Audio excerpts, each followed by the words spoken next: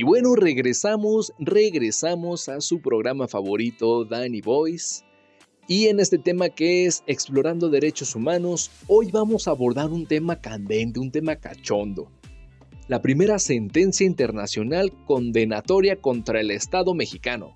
Y para ello, contamos con la presencia de nuestro invitado, Daniel Villanueva, experto en Derecho Internacional. ¿Cómo estás, Daniel? Hola, Daniel. Bien, encantado de estar aquí y poder hablar sobre el tema que es tan relevante, ¿no? Comencemos desglosando algunas cuestiones, mi querido Daniel. ¿Cuáles son los tribunales regionales en materia de derechos humanos? Mira, los tribunales regionales en materia de derechos humanos son instituciones como la Corte Interamericana de Derechos Humanos, o el CIDH, y el Tribunal Europeo de Derechos Humanos, el TEDH, entre otros. Estas entidades son clave con la protección y promoción de los derechos fundamentales en sus respectivas regiones. Entiendo. Ahora, sobre el principio de derecho internacional, en caso de violación de una obligación internacional que produzca un daño, ¿podrías explicarlo de una forma más sencilla para nosotros los oyentes?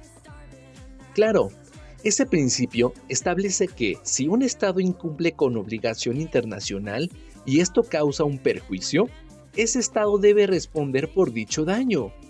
Es una forma de garantizar la responsabilidad de los derechos, o de los Estados, mejor dicho, en el ámbito internacional. Muy interesante, mi querido Daniel. Pasemos ahora al caso específico de Castañeda Gutmann contra los Estados Unidos mexicanos, o sea, México. ¿Es un ejemplo de recepción del derecho internacional?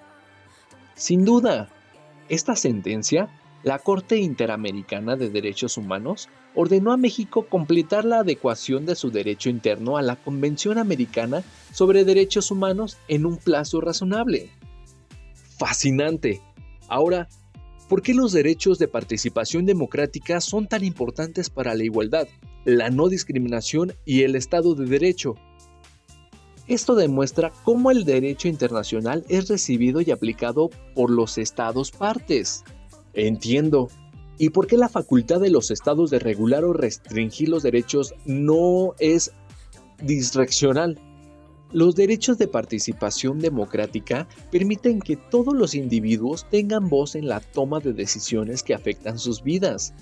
Esto promueve la igualdad al asegurar que todas las personas sean tratadas de manera justa y sin discriminación, fortaleciendo así el Estado de Derecho.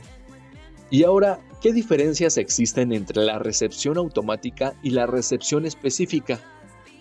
Porque los estados están sujetos a obligaciones internacionales que limitan su discrecionalidad en esta materia.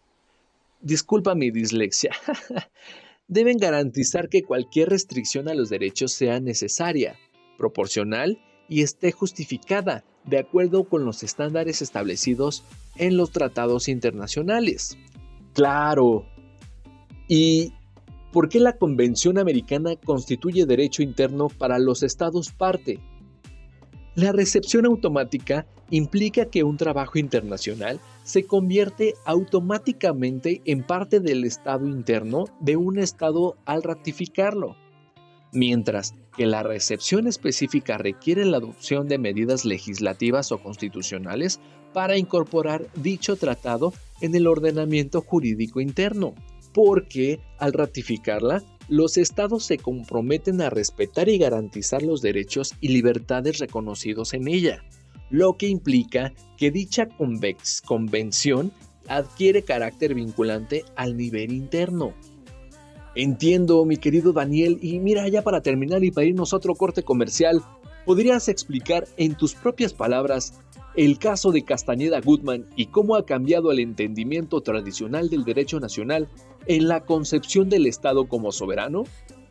Mira, en el caso de Castañeda Gutmann, la Corte Interamericana determinó que México violó los derechos políticos del señor Castañeda al negarle el derecho a ser candidato independiente. Esta sentencia desafió la noción tradicional de soberanía estatal al reconocer que los estados están sujetos a normas y obligaciones internacionales en materia de derechos humanos, incluso en su ámbito interno. ¡Maravilloso! Muchas gracias por tu claridad y conocimiento sobre este tema tan relevante. Y gracias a nuestros oyentes por sintonizar Danny Boys. Nos dejamos con esta nueva canción de su grupo favorito, Metallica. Cuídense mucho.